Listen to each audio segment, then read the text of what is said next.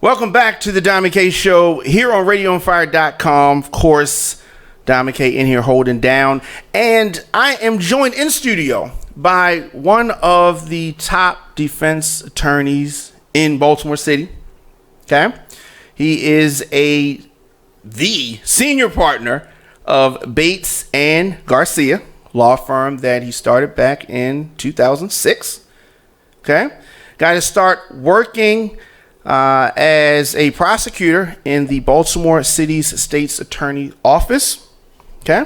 Since that time, he's been involved in many of the city's recent high-profile cases and has even argued a case before the highest court in the land, serving as the co-counsel in Maryland versus Blake before the U.S. Supreme Court.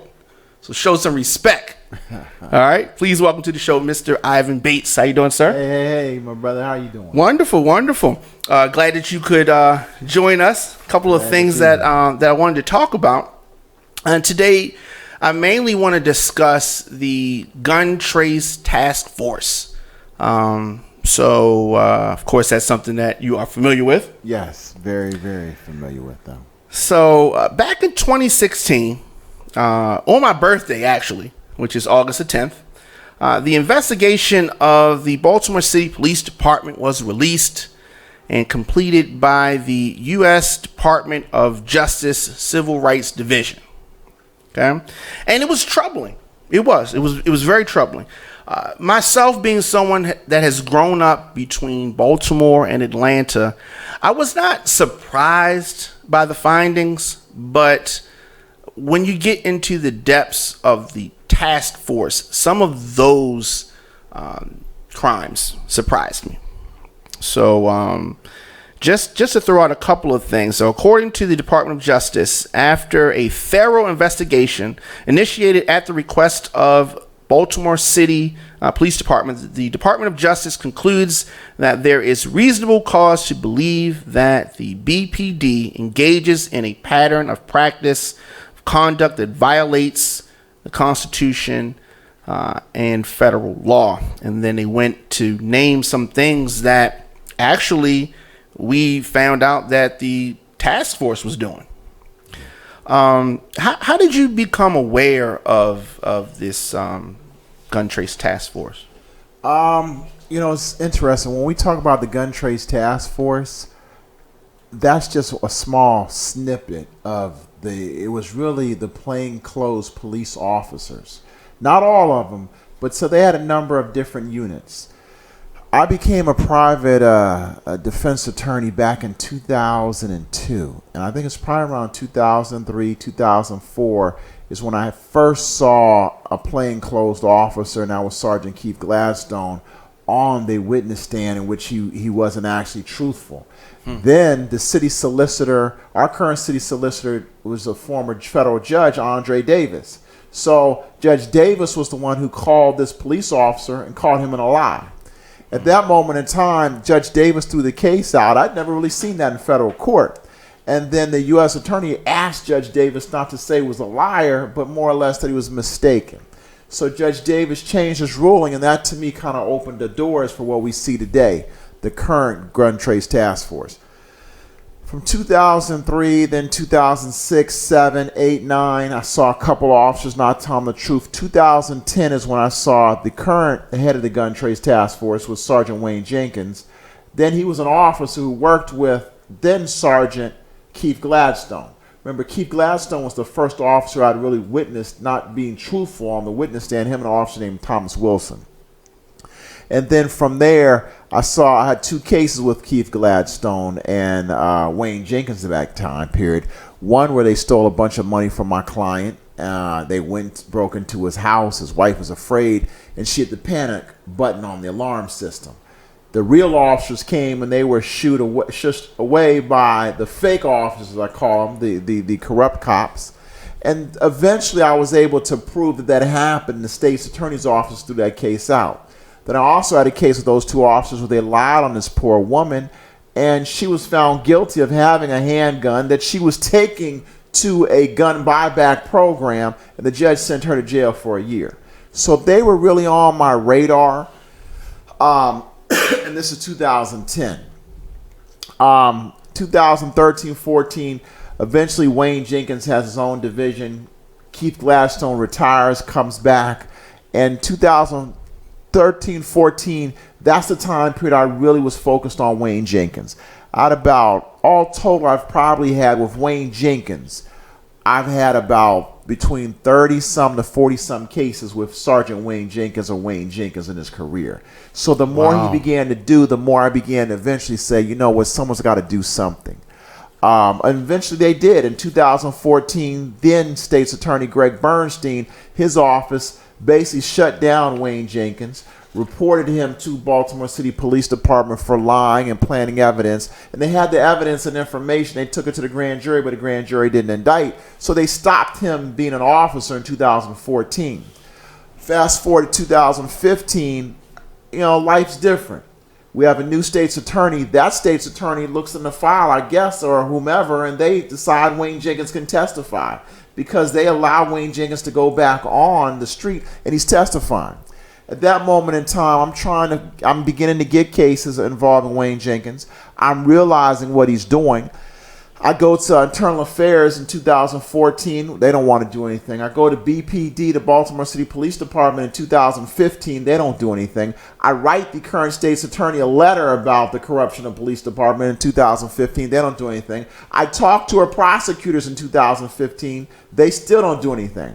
So at that moment in time, I decided I needed to do something. So I was involved with one case. It was a high-profile case, and I would do that case during the day. In the afternoon, I would go in the evenings to the jails and to visit people to see if they had Wayne Jenkins or the members of the Gun Trace Task Force on their paperwork. Because at first there was a number of different plainclothes officers. You call it SES, SOS, didn't matter the name. Eventually what Wayne Jenkins was able to do, he was able to take what I view the worst of plainclothes officers, put them under one umbrella organization, Gun Trace Task Force, and then he was able to go exert terror on the streets. No one seemed to care. No one really knew what was going on, but I began to study them little by little by little. And it was interesting. The case that I was doing was the case involving one of the officers involving the Freddie Gray incident. I took a lot of heat for that. However, representing that particular officer, which was Sergeant Alicia White, I learned more from representing her. That gave me the opportunity and the window to understand how the police department trained their officers. And so what I realized is the reason we kept losing, and we always lose police cases, is because no one knows how the police are trained and no one knows how to prepare their cases to go and battle the police. So once I had that information, I was able to understand. For me, I needed to understand their rules and regulations, meaning the police. I did that. Number two, I need to stay a step ahead of the police. I did that because I had my own investigator. And number three, I realized if I put all the reports together, Wayne Jenkins, it was the same thing. It was basically cut and paste. So I was able to same have actions. Same words, same everything. And that's how I was able to build a case against Sergeant Wayne Jenkins. Eventually, I had three big cases, one of which was a really high-profile case just in terms of the evidence, a lot of drugs, a lot of money. And I knew that case was important. The state's attorney's office didn't listen. The police department didn't listen. I had to find a way to get a case to the federal government to have them listen. And I had this one case that I knew would eventually get me to the federal government. However, I had a detective go interview the witnesses. And there was one witness in particular who was an amazing witness, an older African-American female who was retired school teacher, the type of witness that you want to have Absolutely. for a case because you know she'll be believed. So I filed all my motions and we have court. Wayne Jenkins walks in and I had my witness sitting right there that he'd walk past when he walked in the courtroom. So I filed two motions. One was to say there was a legal stop. And if I lost that, then we talk about the house. Wayne Jenkins stopped my client. They stole money from my client, took his car keys. They go to his house and they stole a bunch of money from his safe. And they stole a large amount of drugs as well from his house.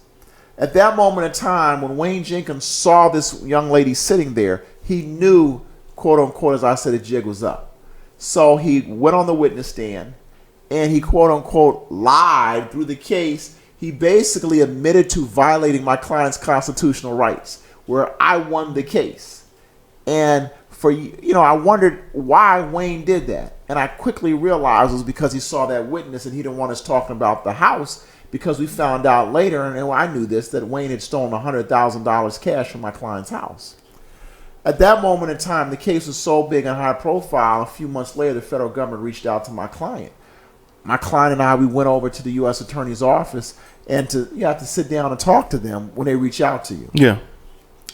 I had been compiling information about Wayne Jenkins and his activities. I gave the U.S. Attorney's office a file of about 8 to 10 cases, and then I was able to take about 8 clients and former clients to the U.S. Attorney's office, and they were able to tell their stories. From there, the U.S. Attorney's Office used that information along with other information. They compiled the cases, and they actually took down the Gun Trace Task Force. Wayne Jenkins is doing 25 years, and all the rest of the officers are doing from 8 years to 25 years. So when I talk about the Gun Trace Task Force, in life as a lawyer, you kind of figure out what's going to be my big case. Yeah, I did the Freddie Gray case. I represent Michael Johnson and Felicia Barnes case. I took a case before the U.S. Supreme Court. So I've had an amazing career. But there's no case that really made more sense to me than, I don't view it as a case, but the cause.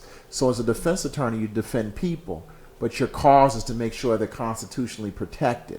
So for me to be able to fight the entire system, remember, it just wasn't the state's attorney's office, it was the police department. The system failed the people. And to take and on the system and to win, that was truly an amazing, for me, the greatest victory I've ever had in my entire career. And it's a big victory. What would cause the powers that be to turn a blind eye to corruption in the police department? Well, I think we have to go back and remember 2015. In 2015, the city had suffered through the unrest. There was a terrible relationship between the state's attorney's office and the police department. And I think, do you really want to continue? The police department, they need arrest. The only group that was really making arrests was the Gun Trace Task Force. We did a breakdown. I had the opportunity to testify in Annapolis amongst the numbers.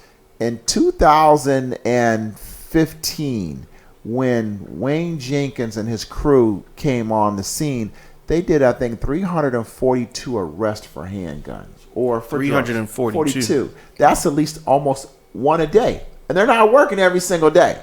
So they're making the arrest. Now, if you're the police, you trot them out to say, oh, we're making an arrest.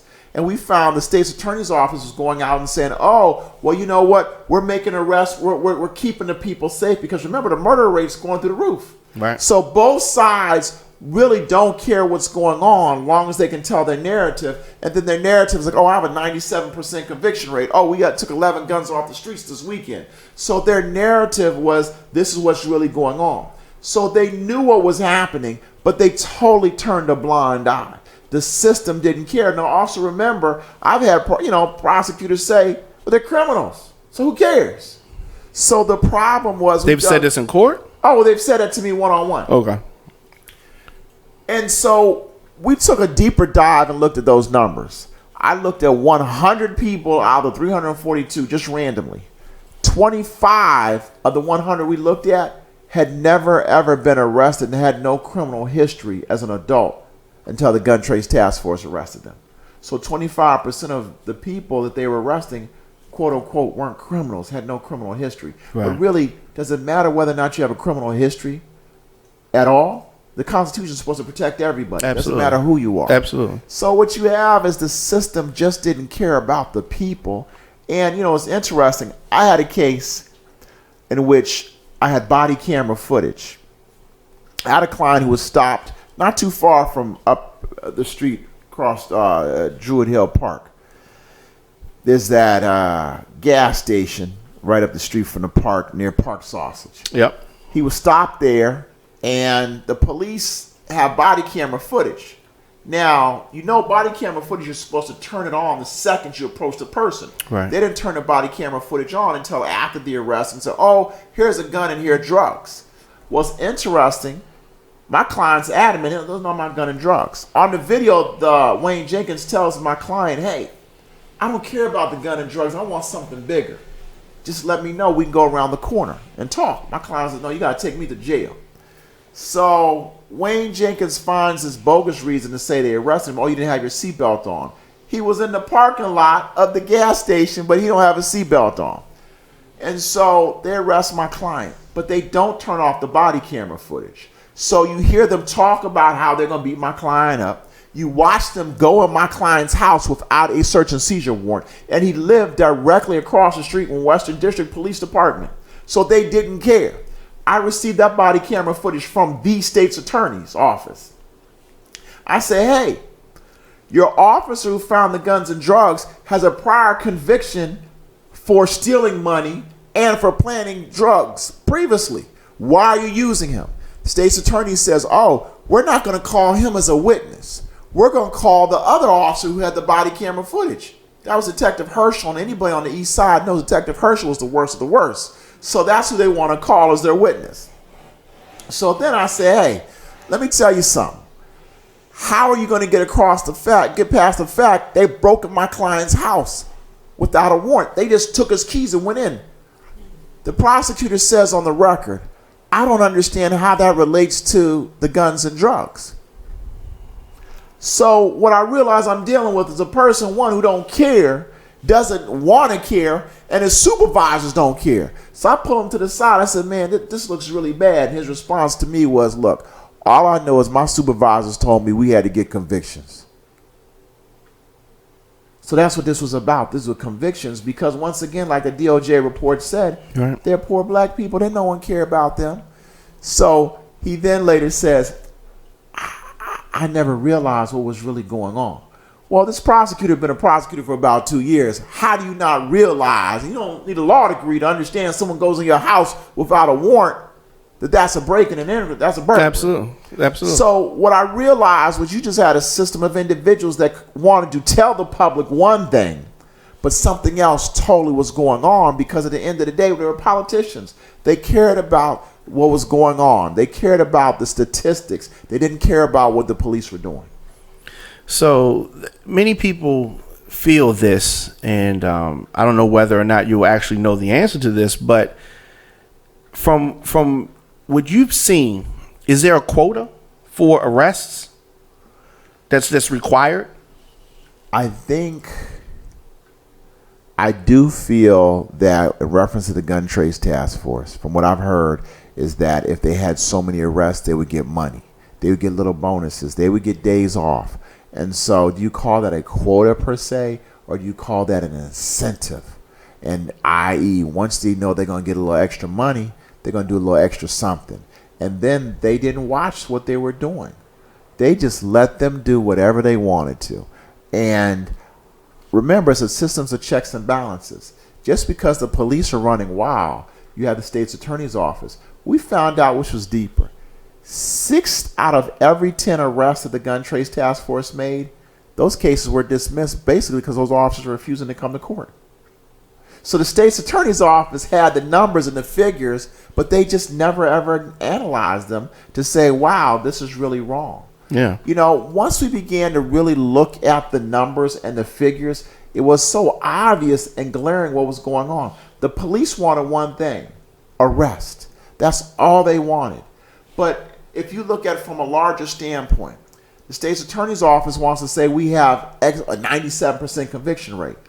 So even though you're dismissing, 6 out of 10 of their cases, they're not counting the null process as against the conviction rate. So if you're getting 4 out of every 10 as convictions, that's what they're counting in the 97%. They're not counting all the cases that you've dismissed because the officers didn't show up for court. So therefore, the police have what they want, which is arrest, and the state's attorney's office has what they want, i.e. conviction rates. Right. So once both parties have what they want, they really didn't care about the actual people. They didn't care that you were breaking up homes. They didn't care that people were going to jail. They didn't care that people were robbed. They didn't care that people had their life savings taken. They didn't care that sometimes the drug dealer didn't have the money to pay the plug. All of a sudden now they're murdered. Those were things that just did not care about, because just one dirty cop can have that much of a profound impact on the system and on people's lives. And speaking of the people, you're talking about some of your clients and what could be done for the victims of the corrupt cops.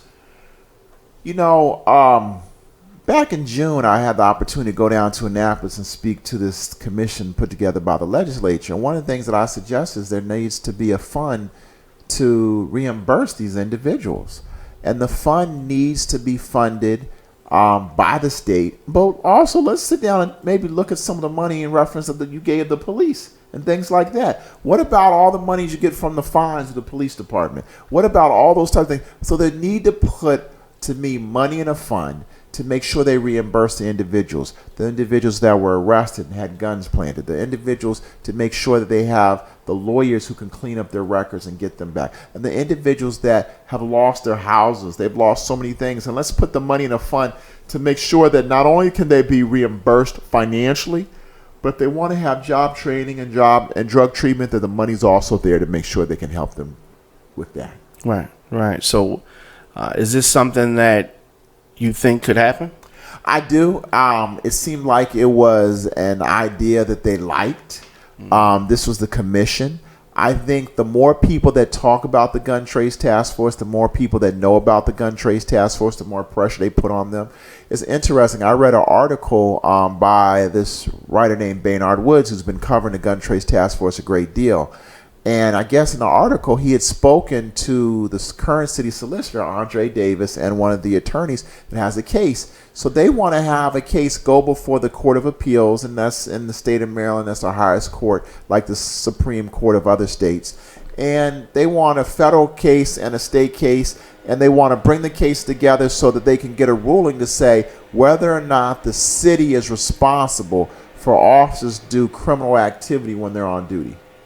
And so to me, one, I understand why the city would do that, but I think it's terrible because as far as I'm concerned, the city knew that Wayne Jenkins had corrupt issues. They knew that he had IED problems. They knew that the other officers had all these IED issues. Yeah. So how are you not going to be responsible and you put them back on the street knowing who they are?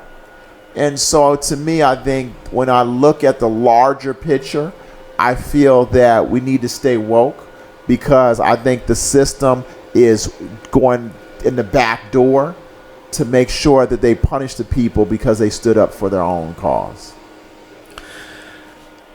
So what can we do as private citizens to help monitor some of this activity? Like, how can we prevent this from happening again? One of the things I think people have to really understand what the Gun Trace Task Force was about. People need to understand that just because they arrested individuals, some of which did have criminal records, don't think that you were not potentially having the opportunity to be a victim as well. That's the first thing. Understanding that it just wasn't them, that it could have also, quote unquote, been you. Yes. The next thing I think that people have to understand is they have to really ask questions. Reach out when you go vote, and voting is important. Definitely. Find out with your state legislature. Find out what their feelings about the Gun Trace Task Force, and do they believe that they should actually make sure that they take care of the individuals that have gone through this. Also, we have a mayoral election coming up. Yes. Ask the mayoral candidates, do they feel that what the city solicitor is doing and not wanting to pay individuals that have been treated poorly by the Gun Trace Task Force is something that they would support? I mean, ask those questions, because once people exercise their power at the ballot box and they start to, elect individuals that want to hold people accountable, that's when you'll see a change. That's when you'll never have the Gun Trace Task Force. Now, remember, the mayor was in charge of the police department. They were in charge of the police commissioner. They were in charge when all this was happening. So the mayor, to me, also has to accept some credit and say, hey, you're responsible for this as well. And I mean, there were, and I'm not just trying to beat up all the police, because there were some really good police officers. And some of the officers, they also did things to try to talk about and bring down the Gun Trace Task Force as well. But what we found out was a lot of the plainclothes officers, they used this as an opportunity to do whatever they wanted to in some of these specialized units that Wayne Jenkins specifically worked with. And there were still some good plainclothes officers that did a good job in other units. But the ones who worked with Wayne Jenkins, that's what he knew. That's what he was about. They knew what he was about, and they decided to work with him. And so, to me, making sure you train the officers properly, making sure you watch the officers properly, and making sure that the police, understand and keep track of the hours and the overtime. Definitely. And have the state's attorney's office really just do their job and monitor the police and not just believe the word of every officer because it's a police officer. But take the time, and when a defense attorney brings you some information and it's on body camera footage, at least take the time to sit down and look at it and review it. And just those simple things there, I think the system would have changed dramatically. Yeah, because I suppose that judges, police officers usually make good witnesses for the judges. They do. And because of the amount of danger that they're in on a daily basis, people tend to give them the benefit of the doubt in a court proceedings. Yes. So I'm sure that is tough. A tough obstacle to overcome. Well, also, I think the courts, someone asked me who's at fault here, and I broke it down like this. 50% of the blame goes to the police department. These are their officers. 45% of blame goes to the state's attorney because they were the last line, and they were that line of defense to make sure they protected the citizens. And I got to give 5% to the judges because the judges sat there on the bench and they listened to those officers tell those lies. And sometimes as a judge, you may have missed 1 or 2 points, but sometimes we want to, and I've seen judges want to give the benefit of the doubt to the officer just because they're the officer. Right. Now, I'm saying you just don't beat the officer up because they're a police officer, but treat them the same way you treat anybody else and evaluate them. I know a lot of times the judges said that we do that, but I found a lot of times when it came to Wayne Jenkins, they did not. Are you being a little hard on the prosecutor? Well, no. I was a prosecutor before, so I know. But I mean, so from the standpoint of them kind of giving the benefit of the doubt to the officer when they're presenting the case. The prosecutor? Yes. Well, see, the reason I'm hard on the prosecutors is because the prosecutor had memorandums of the officer's line. Right. The prosecutors had the documentation and paperwork of the officer being convicted. Right. So the prosecutors knew who their witnesses were, and the prosecutors would decide, I'm not going to use this officer, I'm going to use this officer over here. So to me, it's the moldy bread analogy. Yeah. Where if you find mold on a piece of bread, then most likely there's going to be additional mold that you may not see right away, but it's going to be there. So if you have 2 or 3 officers that have issues of credibility problems, and you know it because you've given us the paperwork, you pretty much need to realize this whole crew has issues. And you just can't selectively say, yeah, I know they were the ones that found the guns or the drugs, but I'm going to put this one guy over here that doesn't have an issue on. And that to me is why I give the prosecutors grief about this. It'd be different if they didn't have the paperwork. It would be different if they didn't know. Remember, Wayne Jenkins basically had his internal affair records. Wayne Jenkins' internal affair records noted that he had done this previously. There was a prosecutor in 2014 that listened to a defense attorney and pulled up Wayne Jenkins up and gave the information to their supervisors, and he was put on the do not call list, and they weren't calling Wayne Jenkins. So for me, when I talk about prosecutors are that last line of defense, and I watched the prosecutor do her job the proper way, and she sat Wayne Jenkins down. When she eventually left the state's attorney's office, that's when Wayne Jenkins came back into play. So they knew who he was because they watched him and they'd seen the videotape. He had a history. He definitely had a history. So I know that you are busy with your practice. Yes. What does the future hold for you? Right now, I'm in federal court an awful lot. I have a case that I'll be doing out in L.A. We've been doing a case in Pennsylvania, another case in Colorado. So I've been going around the country doing more cases. Another thing I've been doing a lot is staying in the community. And I spend as much time with my family as possible. I have a 3-year-old daughter who runs me ragged. And, for me, it's just spending time with the family, being in the community, serving the community, helping the community. I have some things that I'm doing for a number of people. Looks like we're going to be able to do a book bag giveaway for through some of the churches coming up. Wonderful. So I'm just trying to do things to just be a part of the community, be a part of the solution instead of the problem. That's important. Any special announcements? Any announcements you want to make? Nah. No? Okay. Any announcement I want to make. All right. I'm just going to give a plug, if you don't mind, to Bates Absolutely. Garcia. My law firm, we do criminal defense. We do civil cases. We are involved in a number of civil lawsuits. We do PI work. If you have an opportunity, it's 410-814-4600, or follow me on Twitter at Ivan J. Bates, or Instagram at Ivan J. Bates. And just have an opportunity to find out a lot about what I'm doing and different cases I'm involved with. Absolutely. I really appreciate you coming and talking about this. I mean, it's something that is important. The relationship between the law enforcement and the community is very important, and things like this can weaken or strengthen that relationship. And I definitely applaud you and others like you that are in that fight. Thank you. I'm so glad to be here. Make sure you tell Dan I saw you. I will. I'll tell him. Definitely. So, of course, we will be back tomorrow. Let me know your thoughts in the comment section. Instagram, Facebook, Twitter, at The Diamond K Show, at Radio on Fire. And we'll be back tomorrow.